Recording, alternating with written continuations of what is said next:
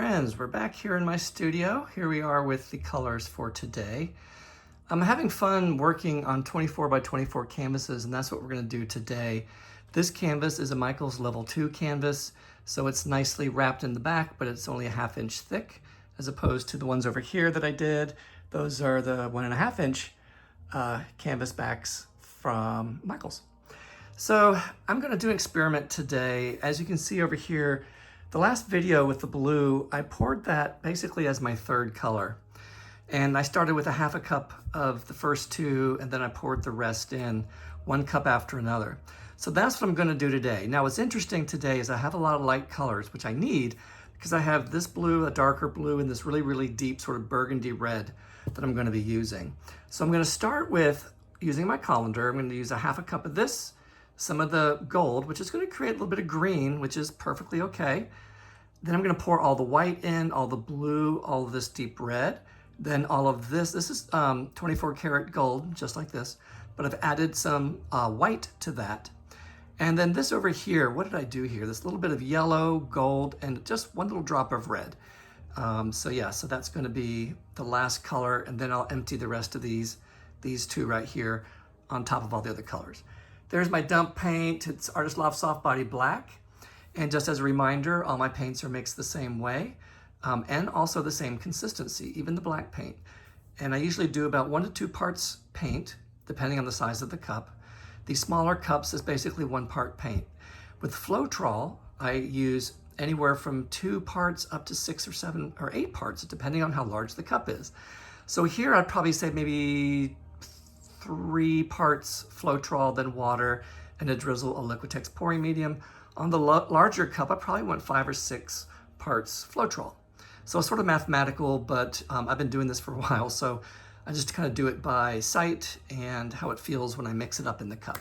So enough chatting here. I am going to paint the edges and corners, and I'm going to check the consistencies of all my colors, and we'll get started. Okay, we're back here at the mat on the floor, and we are going to do this pour. Hey, I made a rhyme. Say hello there with my blue hands, and we're going to be using my small colander on this 24 by 24 canvas.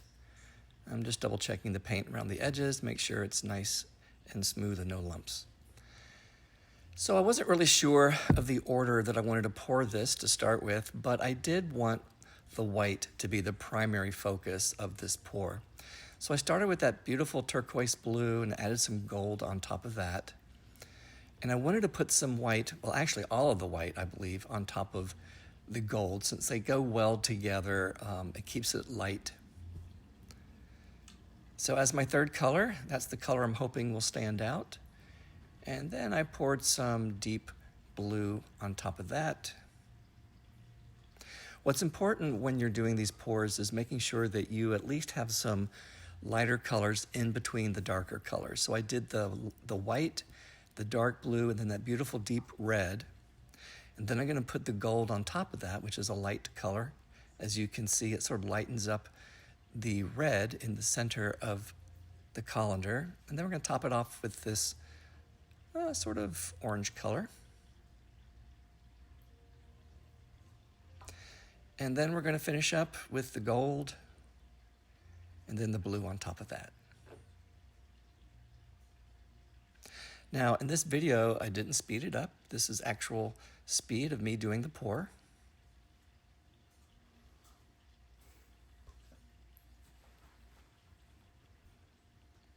And just slowly lift the colander.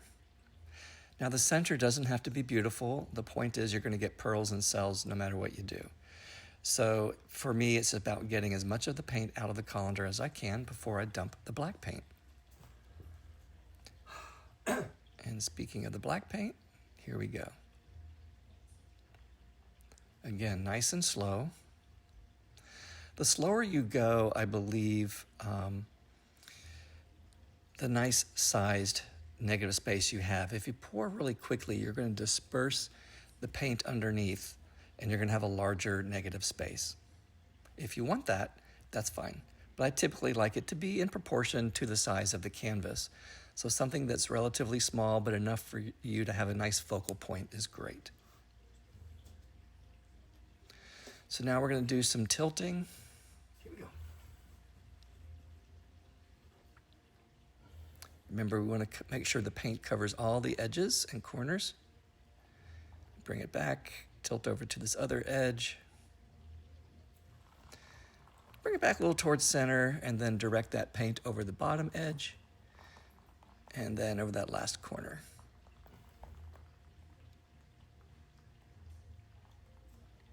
And then we bring it back to center, sort of recenter some of those pearls. Sometimes they get a little misshaped when you tilt in one direction, when they get stretched, but you can bring them back and they will reform into a round cell or pearl. So here comes the time lapse, and this is just really cool. I wasn't quite sure how this was going to turn out. Remember, I wanted the white to be the primary focus.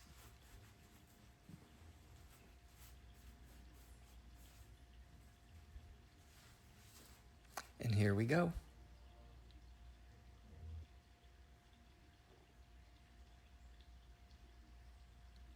Oh, that white looks like it's floating on top of the gold and red. And I love the dark blue highlights around the white. Okay, so we're gonna get ready here to do the wet walkthrough. Hey friends, here we are. I let this sit for about an hour. And yeah, okay, it did what I wanted it to do. And I had this beautiful white burst of color there. And yeah, it sort of crowded up the negative space, and it might still be moving because sometimes it keeps doing that. So I might have to go in and clean that up like I did the last pour, just round things up a little bit to make it look sharp and clear. It looks like it's sitting on top of these darker colors that were overtaken by the white. So lesson learned, maybe not so much white next time. But yeah, I still think it's kind of dramatic and kind of cool looking. So yeah, let's see how it dries and then we'll go from there. Okay guys, here we are. It is all dry and we're gonna do some touch-ups here in a minute. So it's interesting to look at these cells down towards the negative space. It looks like they were pulling to the edge. Sometimes that happens. I've noticed that with certain canvases. Thankfully, none of the rest of it moved in that direction. So I'm gonna get in there and I'm gonna clean things up, and you're gonna notice a big difference in terms of the negative space and how it really kind of pulls everything together. Okay guys, I'm gonna set my camera up. We're gonna get started. Okay, here we are back at the canvas, super high speed, just cleaning up those pearls that seem to be pulling down towards the side of the canvas. So it's just sort of expanding the negative space a little bit and making some of these pearls float in the negative space. So let's look at the dried results. Okie dokie, here we are. We are all done. Touch-ups are done. I cleaned up that space, and I hope you can see that it looks a lot better. Actually, I like that little archipelago, if I said that correctly. But yeah, just sort of show you, as you can see, that the previous way it looked is that a lot of these pearls looked like they were moving off the edge. So I just sort of sharpened them up, cleaned them up, cut them back to provide a focal point for the rest of the painting. So I think that works pretty good. I'm not going to touch any more up on it because I think I did enough. Let's walk around to the other side.